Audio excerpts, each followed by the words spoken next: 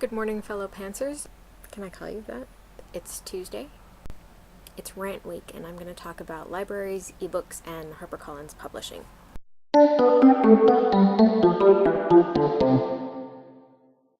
As some of you may already be aware, many libraries are offering ebook lending now. It works basically like regular book lending. You borrow the book from the library for a set length of time, and you read it on your e-reader or your computer, whatever device you use. And when your time is up, you renew the file or you return it to the library, and the file expires and is deleted off your device. Two things.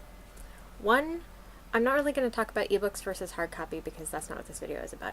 And two, I don't have an e-reader, and as far as I know, my library doesn't offer digital lending, so the thing that I'm going to talk about doesn't really affect me directly, but I think it's important and interesting, so I made a video about it. So as I understand the agreement, it works basically like regular books in that the library has to buy the number of copies of an ebook that they want, and they can only lend out a particular copy to one patron at a time.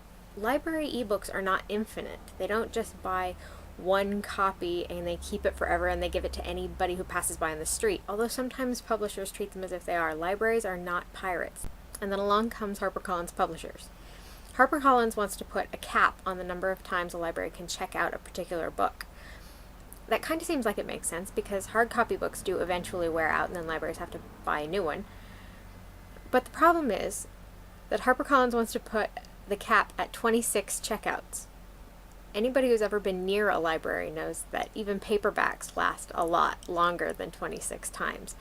And another problem is that 26 checkouts doesn't actually mean that 26 people have read the book. A lot of people check out ebooks in order to sort of rifle through them the way that you might browse through a book on the shelf if it's a hard copy. So a lot of times people just check it out, glance through the first page or two, and then put it back, which means that 26 checkouts could be a couple of days for a busy library.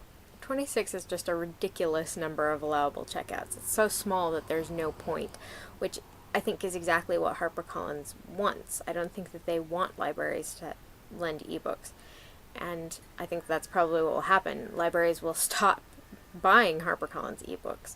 A lot of people prefer ebooks for one reason or another. Maybe because they travel a lot and ebooks are easier to deal with. Maybe because they have vision problems. Sarah Wendell, who is a book blogger, has problems with her eyes, and she reads ebooks because she can up the font size to what she calls like grandma level, and make it really huge so it's easier for her to read without eye strain. Some people find that e-ink is easier on their eyes than reading even a regular book. So, you know, people that prefer ebooks have reasons for doing so, and they shouldn't be penalized because HarperCollins is grumpy, and libraries shouldn't be penalized because HarperCollins wants to restrict the kind of books that people are allowed to read or that are allowed to exist in the world. I find this absolutely infuriating because libraries are closing all over the world due to lack of funding, and now we have HarperCollins trying to price gouge them to buy books they can't afford. It's like planned obsolescence for library books. I wasn't sure this was really a good topic because it seems sort of US-centric, because it's, you know, HarperCollins is an American publisher. But I think we're really talking about something that's important all over the world. Libraries, for one thing, and the way that publishers interact with libraries all over the world is important. So I thought that it was a worthwhile topic to discuss.